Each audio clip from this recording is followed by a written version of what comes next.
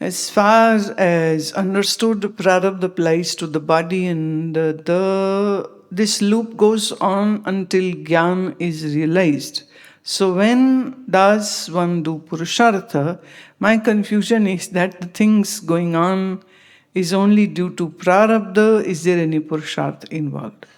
देखिए, पहली बात तो ये है कि प्रारब्ध शरीर की नहीं होती, मन की होती। शरीर तो बेचारा भुगतता है, प्रारब्ध मन की होती है।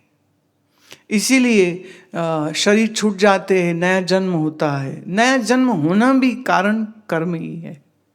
और ये भी बात बिल्कुल सत्य है कि बहुत बड़ा लूप है, बहुत बड़ा लूप है। कर्म कर रहे हैं, फल हो रहे हैं। अच्छा, फिर उन फल को भोगने के लिए एक एग्जाम्पल देती हूँ। मैं उस दिन भी बात कर रही थी, कोई मिले, वो कहने लगे कि हमारे उनके बेटा का शादी थी, तो चाहते थे कि मैं उनके मतलब शादी के फंक्शंस होने से पहले उनके घर आऊं। बोले हमारे बेटे को, बहू को आशीर्वाद मिले। शादी में तो मैं जाती नहीं, तो मैंने कहा हाँ आएंगे, बट कुछ ऐसे संजोग बने हम नहीं जा पाए। साल निकल गया, फिर बीच में चर्चा नहीं उठी, पर मेरे मन में था कि इनको हमने कहा है, हम गए नहीं हैं। तो अभी फाइनली कोई 4-5 दिन पहले उनके घर गए, तो कहानी ये मालूम हुई कि वो बेटे की जो शादी हुई थी ना, वो तो डाइवोर्स भी हो गया, और डाइवोर्स के बाद दूसरी शादी हो गई। तो बोले जो हमारी ये पहली आई थी, उससे बोले उस बहू के साथ जो हमने कष्ट झेले हैं, जो दुख हमने पाया है, बहुत मुश्किल डाइवोर्स हुआ था। और उसकी विचारधारा ये थी कि मतलब धर्म कर्म मंदिर क्या होता है, तो मतलब उसको नफरत थी एक्चुअली। और वो कहती थी अगर मंदिर के सामने से गुरुद्वारा मेरे रास्ते में अगर ये आ गए, मेरा वो दिन खराब जाता है। तो वो मेक श्योर करती थी कि जिस रोड से वो ट्रैवल करे, उस रोड में मंदिर नहीं होना चाहिए। अब आप सोचिए, इसकी सास हमें बुला रही है कि बुला आइए और मिलिए, लेकिन प्रकृति ने क्या प्लान बनाया, हम गए ही नहीं। हम नहीं गए, ऐसा नहीं कि जानबूझ के नहीं गए, बस ऐसा संजोग ही नहीं बना। और जब संजोग बना तो पुत्र जो है वो तो अब विदेश में सेटल है। तो बोले कि आप फ़ोन में, मैंने कहा ये फ़ोन में तो मिलने वाली कोई बात नहीं है, हमने उस देश जाना ही है, तो जब हम जाएंगे उसको कहना हमको वहाँ मिल लेगा। अब वो जो दूसरी आई है उनकी बहू, वो बहुत अच्छी हैं, आपस में भी अच्छे हैं, पति पत्नी, परिवार से भी अच्छी, ऑल गुड। अब मैं ये एक एग्जाम्पल इसलिए दे रही हूं कि वो व्यक्ति जिसकी मनोदशा इतनी खराब थी और उनको नहीं मालूम था कि इस तरह की है वो, तो वो व्यक्ति चाह के भी वो मतलब माता पिता हाथ जोड़ते रहे, बुलाते रहे, हम भी हाँ हाँ आएंगे आएंगे, पर हम नहीं जा पाए, क्योंकि the nature will not permit that person to come in my vicinity. तो हमारे नजदीक भी नहीं आ सकते। अब आप देखिए उस व्यक्ति का लूप क्या लगा। क्या वो व्यक्ति जिसके मन में धर्म और अध्यात्म के प्रति नफरत है, वो कभी सत्संग और सत्कर्म की ओर जा पाएगा? नहीं जा सकता। अब जब जाएगा नहीं, तो क्या वो पश्चाताप की तरफ या निषिद्ध कर्म नहीं करने चाहिए या दैनिक नैतिक ये कर्म करने चाहिए, ये ज्ञान बोध के बगैर वो पशु जैसा जीवन जिएंगे, खाएंगे पिएंगे, हो सकता बच्चे भी हो जाएं, और एक दिन बूढ़े होके या किसी अन्य समय पे वो मर जाएंगे, बात खत्म।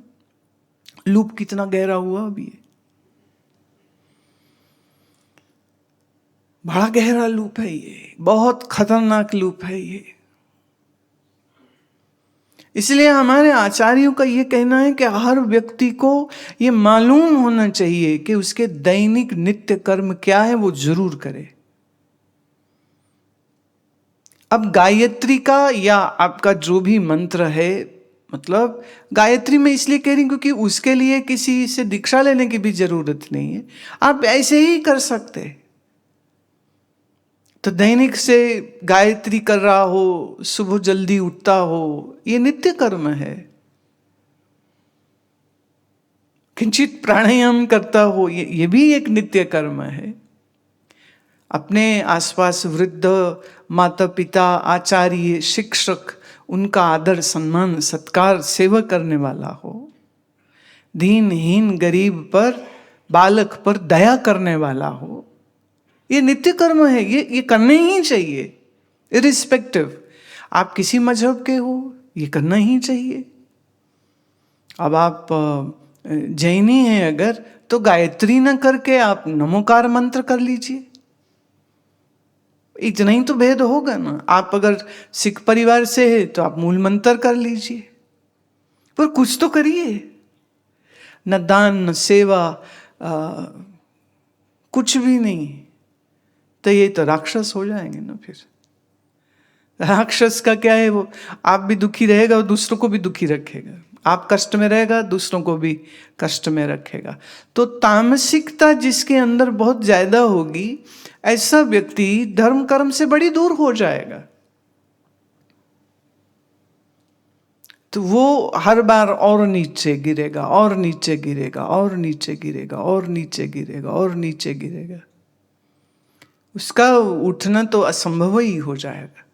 ये तो मैं सोचती हूँ कि कभी कभी ये क्या अद्भुत ये संजोग होते हैं कि किसी अंगुलीमाल को कोई बुद्ध मिल जाता है, किसी मां हत्यारे को एक समुद्ध व्यक्ति मिल जाता है और उसका जीवन पलट जाता। ये एक अलग संजोग है कि एक वेश्यावृत्ति करने वाले को एक महात्मा मिल जाते हैं। संजोग से महात्मा उसके इलाके के आसपास थे, तो आते जाते वो देखती है, तो मन में जिज्ञासा हुई कि क्या है ये, कौन है। और दो चार लोग पास बैठे देखे तो मन हुआ मैं भी बैठूं, तो जाने लग गई, बैठने लग गई, सुनने लग गई। तो नाम सुमिरन का प्रताप सुना तो फिर वो भी करने लग गई। और करते करते भक्ति मार्ग में उसका इतना अच्छा प्रवेश हो गया कि एक समय ऐसा आया कि वेश्यावृत्ति छूट गई उसकी, भक्ता हो गई। दिन रात कहाँ वो भोग के गीत गाती थी, कहाँ वो दिन रात प्रभु के प्रेम के गीत गाने लग गई। तो ये इसको हम कहते हैं अहेतु की कृपा। कृपा के लिए कोई मापदंड नहीं है, वो तो बस समझो लॉटरी खुल गई किसी की। अन्यथा कर्म का लूप से तो छूटना असंभव है। अब रही बात पुरुषार्थ की, कि पुरुषार्थ की जगह क्या है। पुरुषार्थ वो ही कर सकता है जो पहले अपने जीवन को एक उस ऊंचे स्तर पर ले जाए जहां मन के जो वेग हैं वो वेगों का दास नहीं है। स्थित प्रज्ञ नहीं मैं कह रही, पर कम से कम प्रशांतात्मा तो हो, चित्तात्मा तो हो, इंद्रियां संयमित है, संसार से वैराग्य है, मन उसका स्थिर है। अब ये सब कुछ करने के लिए भी तो फिर ज्ञान अभ्यास और साधना की जरूरत है। वो ज्ञान अभ्यास साधना करते करते मन के वेगों से वो बाहर निकलने लग जाता है, तो फिर मन के लालच या वेग के कारण नए कर्म नहीं करता है। माने जो देहेंद्रिय मन बुद्धि से स्वयं को भिन्न जानने लग गया, वो कर्म का कर्ता नहीं रह जाता, फिर उसके जीवन में क्रियाएं होती हैं। क्रिया मतलब सस्टेनेंस और सर्वाइवल के लिए जितना चाहिए उतना होगा, लेकिन वो हर कर्म से अपने अटैचमेंट को चूंकि पीछे कर चुका है, मन से देह से वो अपनी आसक्ति को पीछे कर चुका है। इसलिए मैं ये किया, मैं ये किया, मैं ये किया, मैं ये किया, मैं ये किया, ये जो मैं है ना, ये डिअटैच हो गया उसका। अब जिसका मन शरीर और मन और की क्रियाओं से अपने आप को पीछे हटा लेता है, तो कुछ तो विवेक जागृत होगा ना, कुछ के बहुत सारा। अभी एक हमारे शिष्य है, मतलब कहना पड़ता है शिष्य है, मतलब यूं तो थोड़ा मुश्किल है शिष्य होना, पर वो ऐसे बहुत काम करेगा, बहुत काम करेगा। वो उसका ना मैं इतना बड़ा है, मैं ये किया, मैंने वो कर दिया, मैंने ये किया। चाहे वो पूरे टीम ने काम किया, 50-100 लोगों की टीम थी, सब ने मिल करके कुछ किया है, पर वो सबको पीछे हटा के कहा मैं किया, ये मैंने कर दिया, मैंने बोल दिया था, मैंने ये कर दिया था, मैंने ये कह दिया था, मैंने वो कर दिया था। तो नाम गई क्या है ये बंदा, ये मैं सारा समय मैं। अब वो भाषा मीठी, बोली बड़ी मीठी, पर मैं इतनी बड़ी है कि उसकी सारी मिठास भी कड़वी हो जाती है फिर। तो अभी फिर कुछ निर्णय ऐसे लिए गए कि जिनको ये पीछे करता ना, अब उन्हीं को आगे करो। तो जो भी कॉन्वर्जेशन होगा आगे किसी भी प्रोजेक्ट में, वो ये बंदा करेगा, अब तुम साइलेंट स्पेक्टेटर पीछे बनो। अब मैं बहुत बड़ी होती है, अभी मैं नहीं हुए, पर अच्छा कई लोग कहते अच्छा हमें पीछे करते हो, अब हम पीछे ही रहेंगे, हम कुछ भी नहीं करेंगे। ये तो गड़बड़ हो जाएगी। कर्म हो पर तुम करता ना रहो, तो जो करता नहीं होगा वो भोगता नहीं होगा। तो नवीन कर्मों के जाल से तो ऐसे मुक्ति हो जाएगी ना। पर जो हो चुके हैं, जो कर चुके हैं, जो प्रारब्ध हो चुका, उसका क्या, वो तो बिना भोगे नष्ट नहीं होती, कोई नहीं छूट सकता उससे। Again it is a principle. ऐसा नहीं है कि हम कुछ भगवान को रिश्वत दे दें, कोई महामृत्युंजय के 1 करोड़ जप करवा लें किसी से और फिर उसके प्रसाद से हम अपने कर्मफल से छूट जाएं, ऐसा नहीं होता। हालांकि लोग यही चाहते हैं कि ऐसा हो, पर ऐसा होता नहीं। अजब है ये, बड़ा ही अजब है ये। कर्म गति टारे नहीं टरे, टालना चाहोगे ये टलती नहीं है, बचना चाहोगे तुम बच नहीं सकोगे। इसलिए देह मन और तुम, क्या रिश्ता है, क्या आसक्ति है, कहाँ हमने एक गलत अध्यास बना रखा है, इससे हम बाहर कैसे आए। जब तक ये सब चीजों को नहीं कर लेता है तब तक वास्तविक पुरुषार्थ क्या है, कुछ भी नहीं। कहने की बात है, पुरुषार्थ करो। देखो आपका जो प्रारब्ध है ना, वो क्या करेगा, आपके मन में वो इच्छा उत्पन्न कराएगा, उस देश उस कर्म में तुम्हें लगाएगा, और फिर उसको करते हुए में तुम दुख पाओगे या सुख पाओगे। जैसे ये मैं बात कर रही थी ना कि लड़के की शादी होती है, अब कौन चाहता है बुरी बीवी या बुरा पति, कोई नहीं। पर अब शादी, इतना खर्चा वर्चा किया, सब कुछ हुआ, फिर बेटा रो रहा है कि हे भगवान मैं इससे शादी क्यों करी। वो एक पढ़ रही थी मैं, वो कहते हैं कि बारिश और पत्नी में एक सिमिलैरिटी है। महाराज ऐसे ऐसे ज्ञानी लोग बैठे हैं ना, बड़ा आनंद होता है इनके विचार पढ़ के। वो कहते पत्नी में और बारिश में एक सिमिलैरिटी, शुरू में बहुत अच्छे लगते, बाद में मचमच करते। पत्नी बोलती जायदा है और रूल निकालेगी, और बारिश की वजह से जो कीचड़ और पानी सड़कों में भर जाते, लोग गिरते, तो शुरू में बड़ी अच्छी लगती है, बाद में मचमच हो जाती। तो हमारे जो लोभ है ना, ये हमारे लोभ हमसे क्या कुछ नहीं करवा लेते। अब शौक से शादी करते, अगले 2.5 साल हालत खराब हो गई, पुलिस पर्चा, ये वो, लड़ाई झगड़े, और फिर जब वो एलिमोनी मांगते हैं कि मेरे को अब इतना पैसा दो। हैरानी की बात है, लड़की ऐसे एक केस मेरे को ध्यान आ रहा है, तो लड़की के बाप ने सारे बिल शादी के संभाल के रखे हुए थे फाइल में ऐसे एकदम।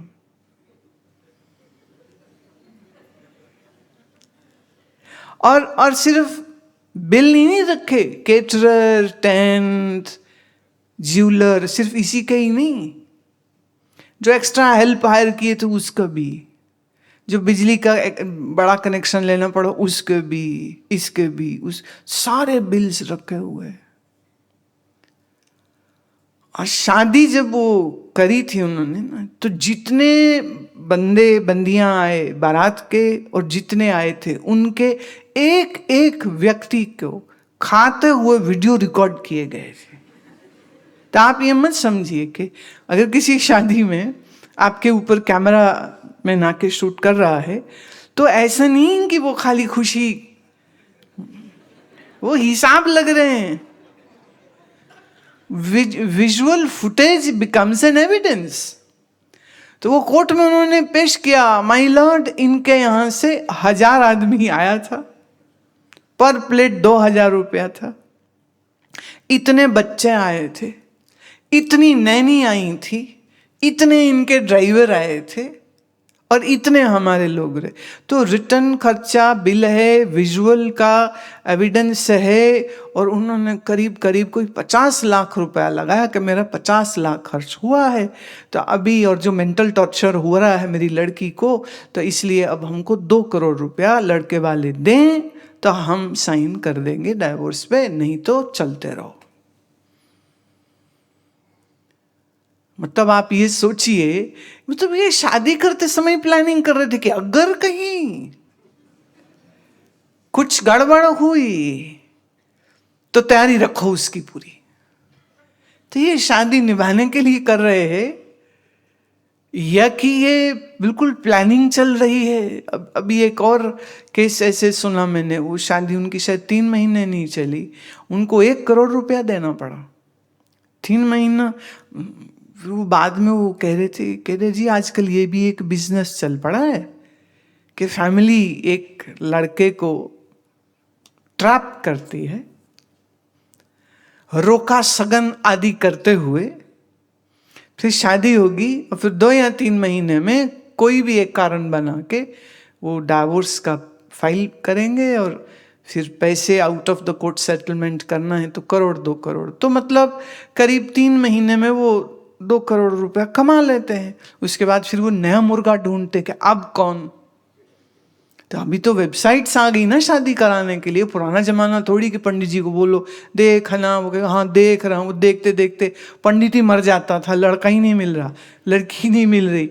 अभी तो वेबसाइट में जाओ और ढूंढो और कई सारी हैं, रिश्ते मिल गए, पर उनका मकसद शादी करके निभाना है ही नहीं।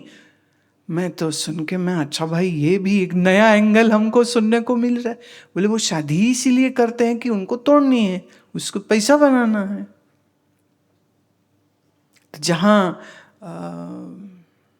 ऐसी जब आप बात देखते हैं, और ये कोई बेवकूफ़ अनपढ़ लोग नहीं, पढ़े लिखे लोग हैं, इंजीनियर है, सॉफ्टवेयर इंजीनियर है, अकाउंटेंट है, और उनके साथ ऐसा हो गया। क्या है ये भुगतान कैसे होगा ना, मन में आएगी ना इच्छा कि ये कर लो अब। हाँ, फिर वो करेगा, फिर वो दुख पाएगा, फिर धन की हानि होगी, मान सम्मान, रात की नींद सब हराम होगी। इतना दुख काहे से मिला? वो जो एक इच्छा करी ना, मैं शादी करूं, सोच के किया करो। There is no guarantee as such. अब मैं शादी की निंदा नहीं कर रही हूं, पर हम एक एग्जाम्पल दे रहे हैं कि दुख सुख के भोग होने के लिए भी तो मन में वो इच्छा आएगी ना। तभी जैसे एक सज्जन बता रहे थे, बोले हम आ रहे थे आश्रम, तो रास्ते में वो ढाबे आए, तो लालच आ गया, कुछ भूख लगी थी, तो हमने वहाँ से कुछ दही का सामान खा लिया और इन्फेक्शन हो गया। आश्रम तक वो पहुँच ही नहीं पाए, करनाल में रिश्तेदारों के यहाँ रुकना पड़ा क्योंकि डायरिया हो गया, स्टमक इन्फेक्शन हो गया, वॉमिट्स हो रहे।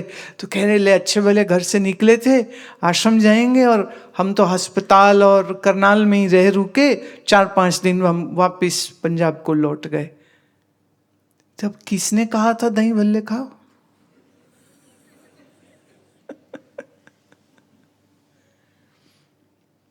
किसने कहा? उनके अपने मन ने कहा। फिर जो पीड़ा सही वो अलग, जो पैसा खर्च हुआ सो अलग, जो टेस्टिंग में पैसा गया सो अलग, आश्रम तक नहीं आ पाए वो दुख अलग से कि इतने नजदीक 1 घंटे दूर रह गए थे, पर वही 6 दिन रह के छुट्टी उतनी थी, घर वापस चले गए कि जॉब ज्वाइन करनी थी। अब ये जो चक्कर पड़ा है किसने डाला? अब जीव पंजाबी भाषा में बोलते जीव लुतरती नहीं तो ब्रेक लगती नहीं। लुतरना मतलब वो जो मुंह में पानी नहीं भर जाता लालच से कि खाओ खाओ खाओ, चैन नहीं पड़ती उसको खाए बगैर। अब जीभ लुतरती नहीं, रास्ते में ब्रेक लगती नहीं, बाजार का सामान खाते नहीं, बीमार होते नहीं, और यहां आते तो आनंद रहता, सत्संग कार्यक्रम में जुड़ते, खुशी से वापिस घर चले जाते। किसने अटकाया? जीभ ने कि मन ने? अब ऐसा मन जो जरा जरा सी चीज पे फिसल जाता है वो कहे मैं पुरुषार्थ कैसे करूं? बताओ, होगा पुरुषार्थ? तो पहला पुरुषार्थ तो यही होगा कि इंद्रियों का संयम करो। बहुत बड़ी बात है, इंद्रिय का संयम करो, समदम आदि इन सत्व गुणों को अपने मन में लेके आओ। अगर इतना कर लोगे और देश से निरासक्त हो जाओगे, फिर संभव है कि आप पुरुषार्थ करने की उस श्रेणी में आ जाओगे, अन्यथा नहीं।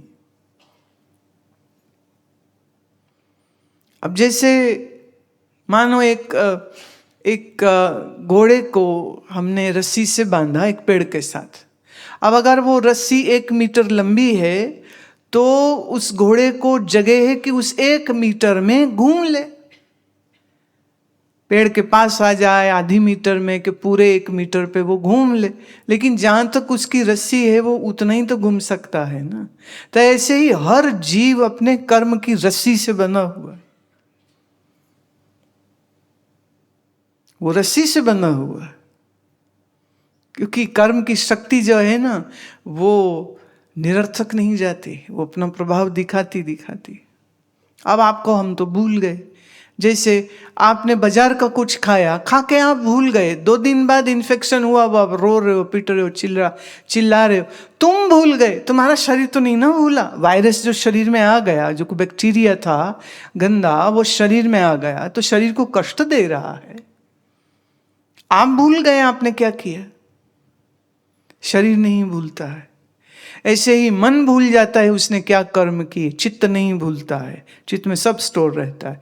और जैसे ऋतु आए फल लगते हैं, ऐसे ही जिस कर्म का वो ऋतु आती है वो फल आने लग जाते हैं। तो पुराने जितने लोग थे ना, कुछ अच्छा हो जाए तो कहते थे कौन जन्म का पुण्य कर्म जागा है ना, उनका ये डायलॉग रहता था, कौन जन्म का ये पुण्य कर्म है जो जागा। और कोई दुख आ जाए तो कहते थे कौन जन्म का पाप है जो आया है। तो किसी मनुष्य पर गुस्सा नहीं, किसी मनुष्य पर द्वेष नहीं, वो कहते अपना ही कर्म है, वो मित्र बन के सुख देगा, वो शत्रु बन के आएगा दुख देगा। अच्छा, और ये जरूरी नहीं कि शत्रु कोई बाहर का हो, और ये भी नहीं कि कोई शत्रु जैसा हो। जब आपका कोई प्रियजन रोगी हो जाए और वो तकलीफ में है और वो तड़प रहा है, तो उससे ज्यादा आप तड़पते हो, ये भी एक सजा ही तो है ना। और ये ज्यादा बड़ी सजा है।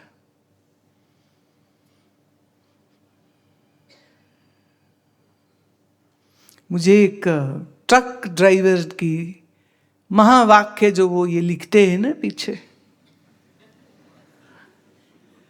ट्रक ड्राइवर्स बड़े ज्ञानी लोग हैं भाई, देश ज्ञानियों का है ये, यहां मूर्ख तो कोई है ही नहीं। क्या ज्ञान था?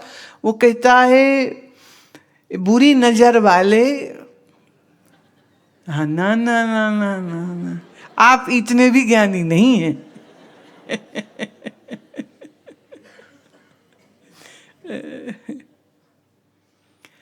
बुरी नजर वाले तेरे बच्चे जिए, देखते क्या बात है ना, साधुवाद।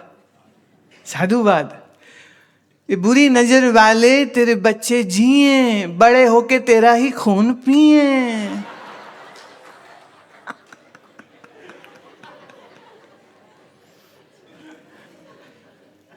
तो कितनी ज्ञान वर्धक वो बद्दुआ दे रहा है। अब आप सोचिए, मतलब ये बच्चे क्या खून पिए। अब जब तुम्हारे बच्चे जिद्दी निकले, तुम्हारे बच्चे ढीठ निकले, देखिए एक बाल हट होता है, वो बहुत प्यारा होता है, बहुत प्यारा होता है। लेकिन फिर एक वो कैटेगरी की है कि बाप के पास पैसा नहीं है और लड़का कहता है मोटरसाइकिल लेके दे और कार लेके दे। बाप के पास पैसा नहीं है, लड़का कह रहा है चाहे तू खुद को बेच, मुझको कनाडा जाना है तो 25 लाख रुपया दे। अब वो क्या करे, अपनी औलाद है, ना कर नहीं सकते, हाँ करता है तो अपनी जान निकलेगी कि नहीं।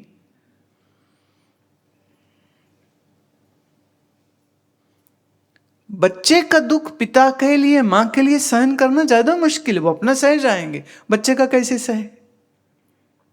ऐसे ही जब बच्चा बुरा निकले, कठोर निकले, एक सज्जन आए थे यहाँ पर, उनके हार्ट में पेन हुआ, वो हॉस्पिटलाइज हो गए, बीमार थे, फैक्ट्री का काम वाम रुके नहीं। तो फादर ने जैसे ही थोड़ा सा बातचीत हुई तो लड़के ने कहा कि डैडी काम कैसे चलेगा, आप यहाँ पर है, चेक साइन ये वो माल लेना देना।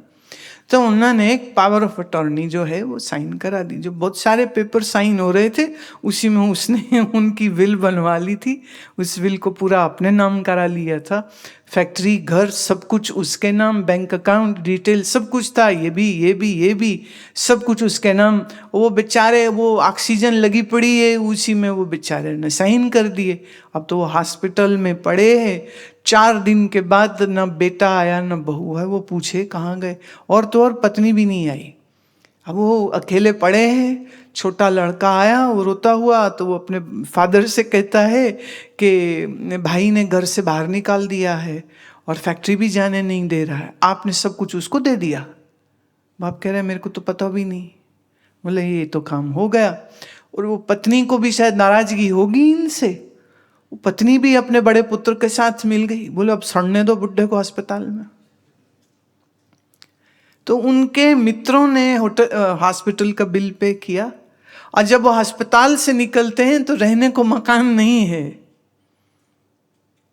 रहने को मकान नहीं है। काम जहां करते वो फैक्ट्री, उन्होंने सारा स्टाफ चेंज कर दिया। जो गार्ड है वो नहीं जानता तुम कौन हो, गेट आउट, निकलो यहां से। पेपर कोई है नहीं। और वो सज्जन मुझे मिलने आए और कहाँ वो इतने अमीर थे और बहुत अच्छे इंसान, बहुत प्यार करने वाले, यहाँ आते थे मेरे पास। और ये सब इवेंट होने के बाद इतना उन्होंने कष्ट पाया। और कष्ट कौन दे रहा है? अपनी ही पत्नी, अपना ही बेटा, अपनी ही बहू, अपने ही पोता पोती। बोले क्या करूं अब मैं? अब तो रोए, अब मैं क्या करूं? तो छोटे लड़के ने थोड़ा जो भी किया मेहनत, अब उनकी किस्मत फिर चमक गई। बेटे के साथ छोटे से काम कर रहे थे, फिर से उन्होंने 4-1 साल में दोबारा से सब काम धंधा, मकान, फैक्ट्री सब कुछ बना लिया। और जब सब बन गया तो बड़ा पुत्र फिर आ गया कि मेरा हिस्सा दो। अब इतना मोह है कि उठा के जूता नहीं मारा उन्होंने उसको। कि ममता की कोई हद है बताओ? इसको आप क्या कहेंगे?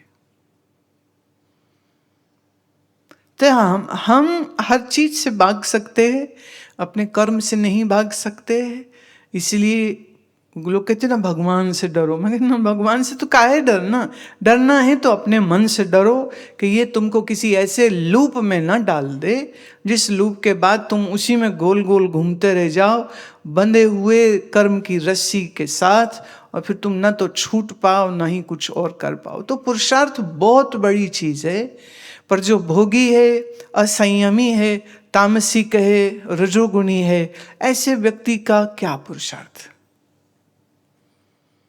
मैं ये कर लूँगा, मैं वो कर लूँगा। महत्वाकांक्षाएं बहुत बड़ी आप बना सकते हैं, उसको एक्चुएट करने में सफलता या असफलता होगी, वो फिर से आपके अपने कर्म का क्या बैकअप प्लान पीछे से चल रहा है उसके अकॉर्डिंगली हो जाता है। पर पुरुषार्थ के लिए सबसे पहली कंडीशन जो आती है वो ये है कि सर्व ईश्वर का मानते हुए, सर्व संसार असार है ये जानते हुए, अपने देह मन बुद्धि से निरासक्त होकर के विवेक के द्वारा, अपने संयम के द्वारा, अपने अनुशासन के द्वारा अपनी शक्ति का वर्धन करे। और जब शक्ति का वर्धन ठीक से हो जाएगा फिर तो तुम शक्तिमान हो गए। मतलब वो कैप डालने की जरूरत नहीं है, बिल्डिंग से छलांग मारने की जरूरत नहीं है, पर आपकी इतनी शक्ति हो जाएगी कि फिर आप जो चाहेंगे आपकी तपस्या के बल से, बौद्धिक बल, मानसिक बल, आत्म बल, देन एवरीथिंग इज पॉसिबल। पर इस स्टेज तक आने के लिए बड़ी मेहनत की जरूरत है। तो अभी अगर कमजोर हैं मन से, शरीर से, अगर अभी आप विक्टिम हैं अपने ही पूर्व के कर्मों से, तो फिर ईश्वर प्रार्थना करें, बहुत सी साधना करें, अपने आप को मजबूत करें, और फिर जीवन जो है सो है, आपके समक्ष है, आपके सामने है।